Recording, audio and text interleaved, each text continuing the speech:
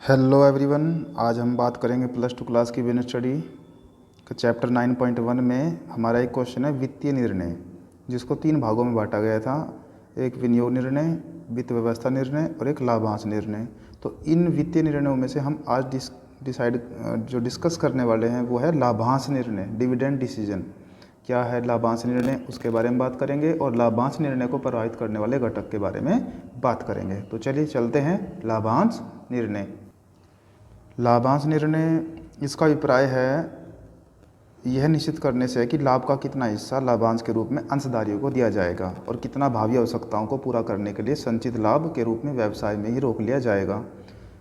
प्राय अंशधारी मतलब जो शेयर होल्डर होते हैं उन्हें अधिक से अधिक लाभांश प्राप्त हो और प्रबंधक चाहते हैं कि उन्हें अधिक से अधिक लाभ भावी आवश्यकताओं इन फ्यूचर में जो हमें ज़रूरत पड़ेगी पैसे की उसके लिए रख लिया जाए। तो ये संतुलन बनाए रखने को ही हम क्या बोलते हैं, लाभांश निर्णय।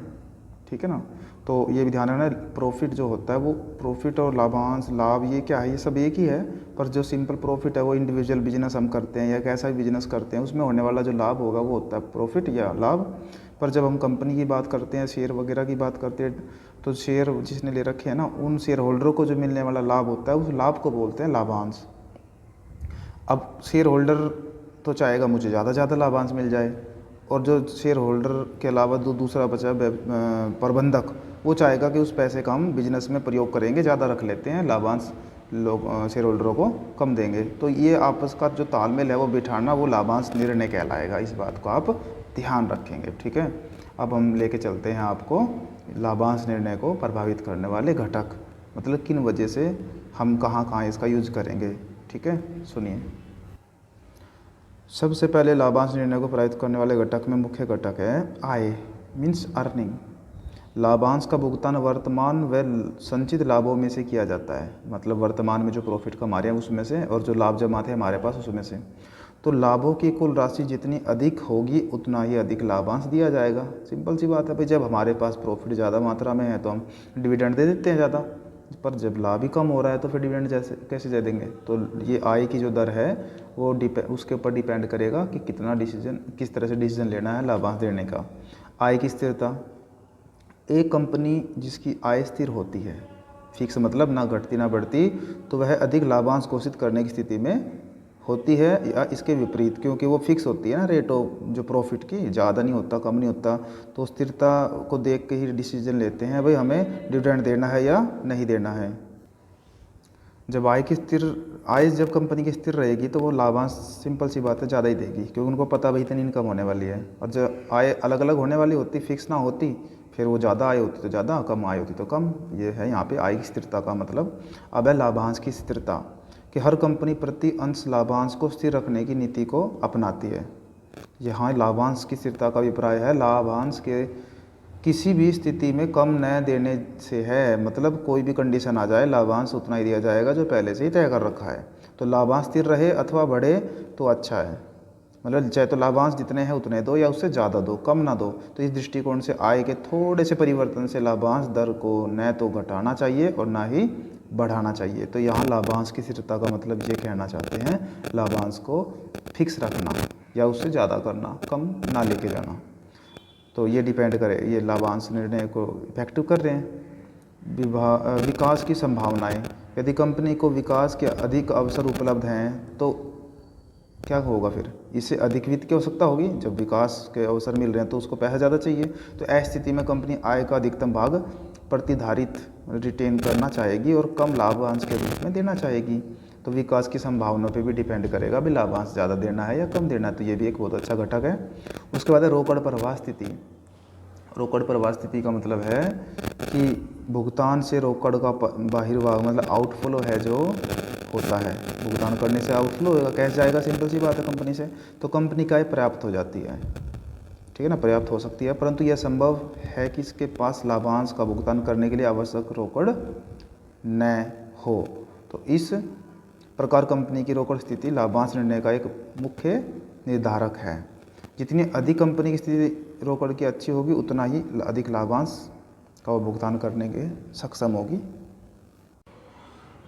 उसके बाद है अंशधारी प्राथमिकता। विनियोग के दृष्टिकोण से अंशधारी को, शेयर होल्डरों को दो तरह के कर दिया गया है, जिसमें से एक है जो नियमित आय वाले हैं के लिए कंपनी में विनियोग करते हैं, मतलब उनको नियमित मतलब फिक्स आय अपनी इनकम रखनी है।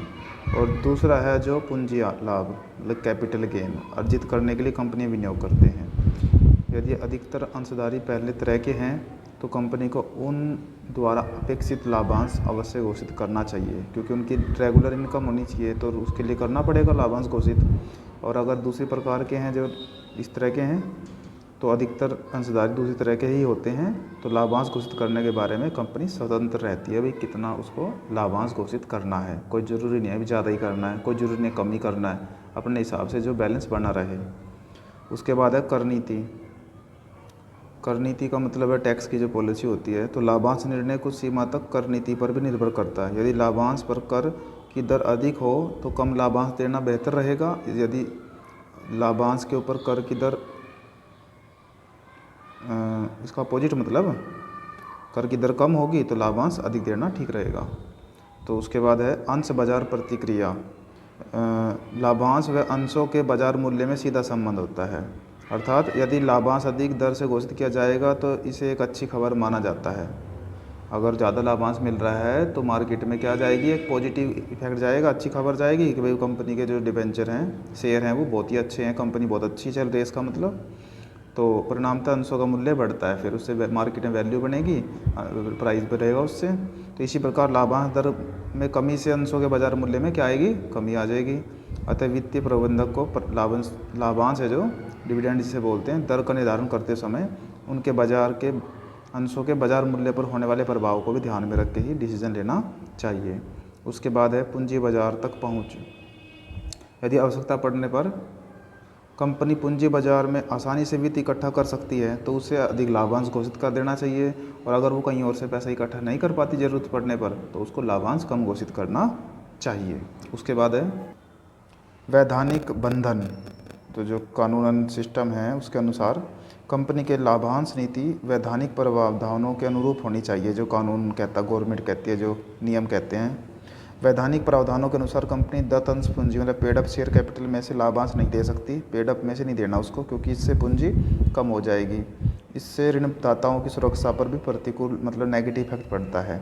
इसलिए बात ध्यान रखनी चाहिए कि लाभांश पूंजी में से नहीं दिया जा रहा है। अधिकतर कंपनी अधिनियम की धारा जो 205 है उसके अनुसार वर्तमान में कंपनी के वर्तमान या गत वर्षों के लाभों में से डेप्रिसिएशन का प्रावधान करने के पश्चात ही दिया जाएगा।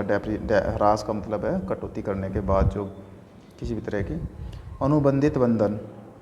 जब कंपनी ऋण के रूप में वित्त प्राप्त करती है तो ऋणदाता कंपनी द्वारा लाभांश देने पर प्रतिबंध लगा सकता है।